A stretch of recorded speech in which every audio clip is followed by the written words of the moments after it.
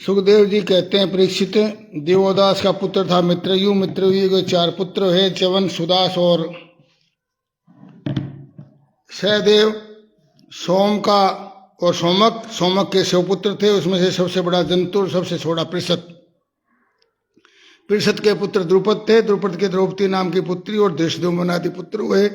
धृष्टद्युम्न का पुत्र था धृष्टकेतु और भयासों के उत्पन्न हुए ये नरपति 5 साल कहलाए। अजमीड का दूसरा पुत्र ऋक्ष, उसके पुत्र हुए संवर्ण। संवर्ण का विवाह सूर्य की कन्या तप्ती से हुआ। उनके गर्भ से कुरुक्षेत्र के स्वामी कुरु का जन्म हुआ।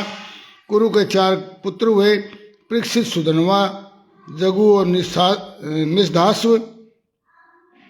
और सुधनवा से सोहत्र, सोहत्र से च्यवन, च्यवन से कीर्ति, कीर्ति से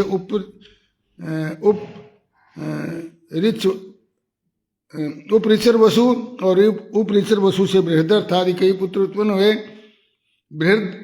उनमें बृहदर्थ, कुशाम, मत्स्य, प्रत्यग्र, चेदिपादि चेदी देश के राजा हुए। बृहद दर्थ का पुत्र था कुशागर। कुशागर का ऋषभ और ऋषभ का सत्यहित, सत्यहित का पुष्पवान और पुष्पवान के जहू नाम के पुत्र हुआ। बृहदर्थ की दूसरी पत्नी के गर्भ से शरीर के 2 टुकड़े उत्पन्न हुए। माता ने उन्हें बाहर फेंक दिया। जब जरा नाम की राक्षसी ने जियो जियो इस प्रकार कहकर खेल खेल में दोनों टुकड़ों को जोड़ दिया, इसलिए उस जोड़े हुए बालक का नाम हुआ जरासंध। जरासंध का सहदेव, सहदेव का सोमापी, सोमापी का पुत्र हुआ सर्वा। कुरु के ज्येष्ठ पुत्र परीक्षित के कोई संतान न हुई। जय का पुत्र था सुरथ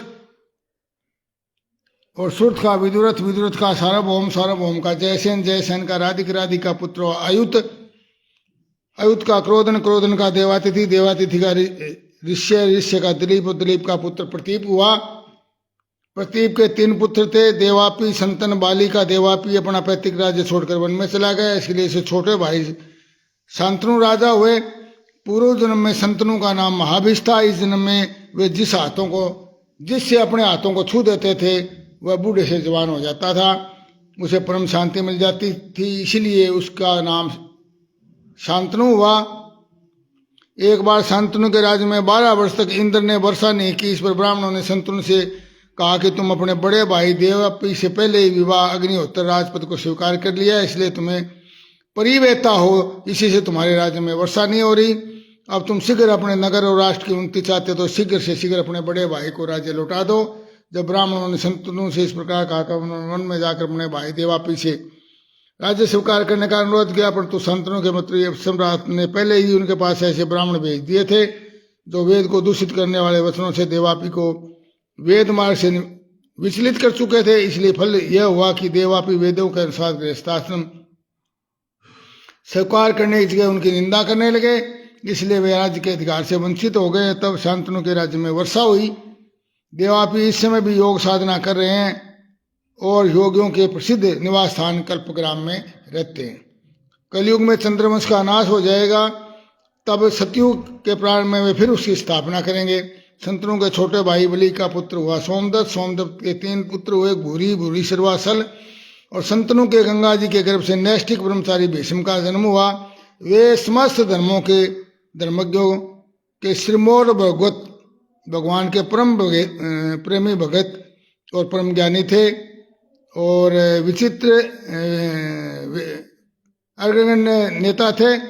वे संसार के वीरों के और औरों की 2 बात किया, उन्होंने अपने गुरु भगवान परशुराम को युद्ध में संतुष्ट कर दिया था।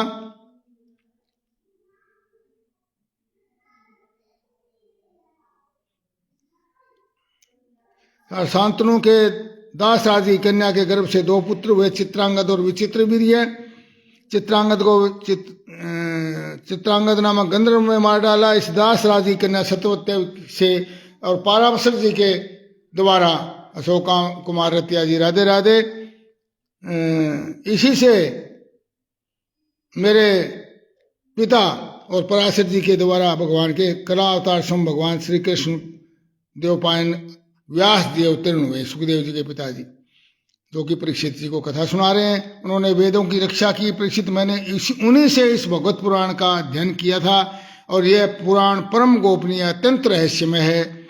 इसी से मेरे पिता भगवान वेदव्यास जी ने अपने पहले आदि शिष्यों को इसका अध्ययन नहीं कराया, मुझे ही इसका अधिकारी समझा।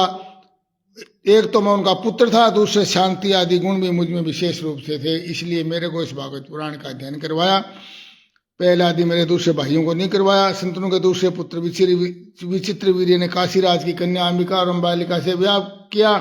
इन दोनों को भी सोमवार से बलपूर्वक ले आए थे। विचित्र वीर्य अपनी दोनों पत्नियों में इतना आसक्त हो गया कि उसे राज्य एक समारोह यानी टीबी हो गई और उसकी मृत्यु हो गई।